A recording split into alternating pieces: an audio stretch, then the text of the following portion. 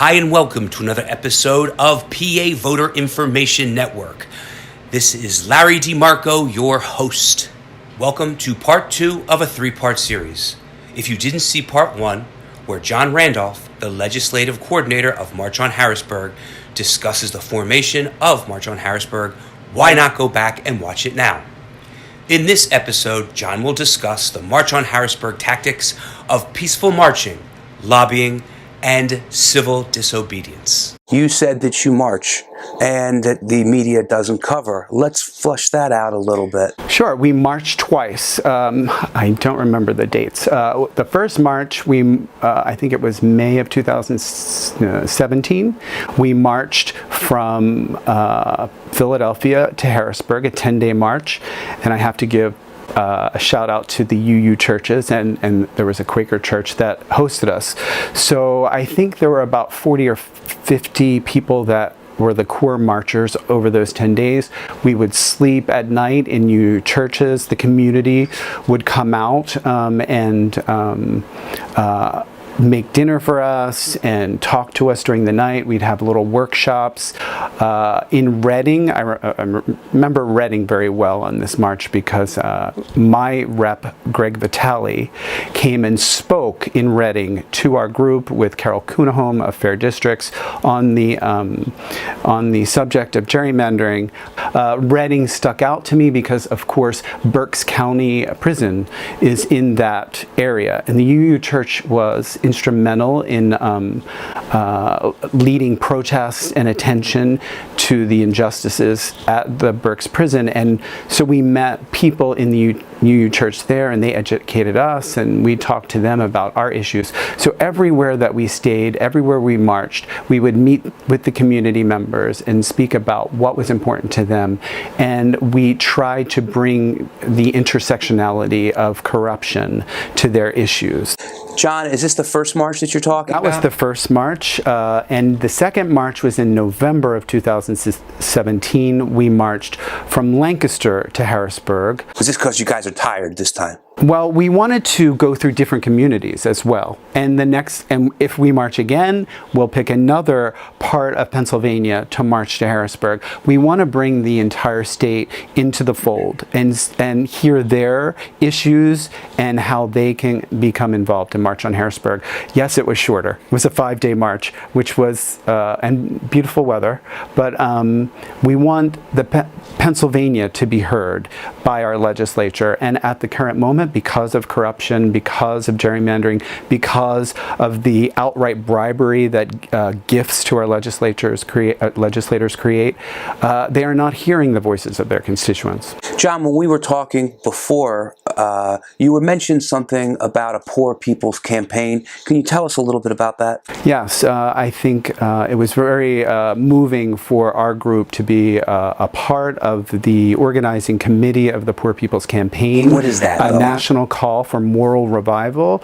It happened in 40 of the 50 states. There were rallies over 6 weeks, ending in nonviolent civil disobedience in our state capitals, and they were around the theme of poverty and the intersectionality of poverty with the war economy, environmental devastation, and ending racial injustice. So, John, you marched and you've lobbied and tried to meet with as many people as you can, and you don't get the results that you want. So what's the next step? Tell me about that. So the third tactic is nonviolent civil disobedience. We use that tactic when all other avenues fail. Famously, Representative Metcalf has refused to meet with us. I have called, and over the course of 2 years, called and walked into the office and talked to the secretary at least 50 times, and he refuses. He's the head of the state government committee in which the bills that we support are a lie and could die in, and his secretary laughs every time I knock and come in the door because she knows she just has to say he's not going to meet with you, which is unfair. He represents the people of Pennsylvania. So as one of our actions, or several of our nonviolent civil disobedience actions, we were arrested in Representative Metcalf's office and to draw attention to his inaction and unavailability to meet with us and his constituents. So what would you do when Metcalf wouldn't meet with you? Members of March on Harrisburg came in to his office and requested a meeting personally, and when they asked us to leave, we just sat down in protest because of the numbers of times that we've come in to request and have been turned away. Our legislators need to hear our voices, and they can't just refuse. So that was a tactic to get our legislators to hear us and to hear that they are a firewall against democracy, and that is unacceptable. So that's Metcalf. Recently in the news, there was an incident that labeled you a member of the Turzai Six. That got covered by the media. Tell us about that. Well, March on Harrisburg did everything we could to bring the gerrymandering bill to the fore. We first started by occupying the Governor Wolf's office, who over the course of the day, he and his staff met with us and negotiated with us. He negotiated a statement that he put out publicly saying that he would support the Samuelson Amendment if we could get the other legislators on board, the leadership in both parties in the Senate and the House. So the next week we went to Pittsburgh, because in Pittsburgh, House Representative Dermody, he's the head of the Democrats, and Speaker Turzai is in the Pittsburgh suburbs, the head of the Republicans in the House. So Pittsburgh is a very important area. We went out and we lobbied. We had meetings.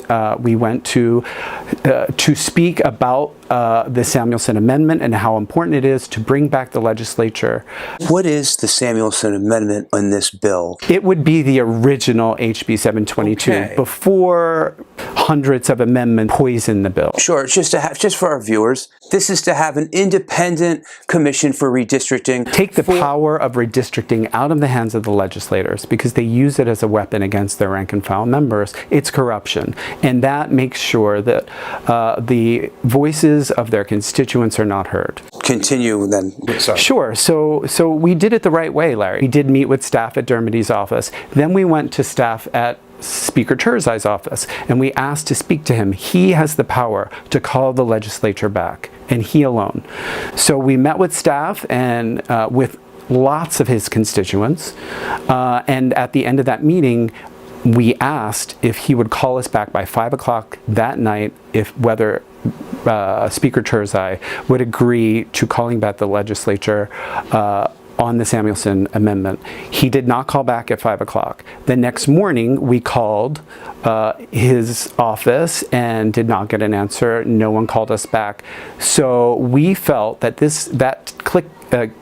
ticking clock was so important that we went to his home to deliver a letter asking that he call the legislature back to vote on the Samuelson Amendment. At this point, you had enough votes? Germany did not agree. Representative Dermody did not agree. We can only speak to staff. So, but we were doing it the right way, Larry. Okay. We went, we met, we lobbied, we tried, and Speaker Turzai did not agree to meet with us. So we felt it important enough to knock on his door and ask for him to read the letter and to call back the legislature, and it ended up in arrests. This has been part 2 of a 3-part series. Stay tuned for part 3, where John Randolph discusses his effort of peaceful civil disobedience to bring issues like anti-gerrymandering into the public eye to bring about social change. Please don't forget to subscribe to PA Voter Information Network, where you will see more great episodes like this one.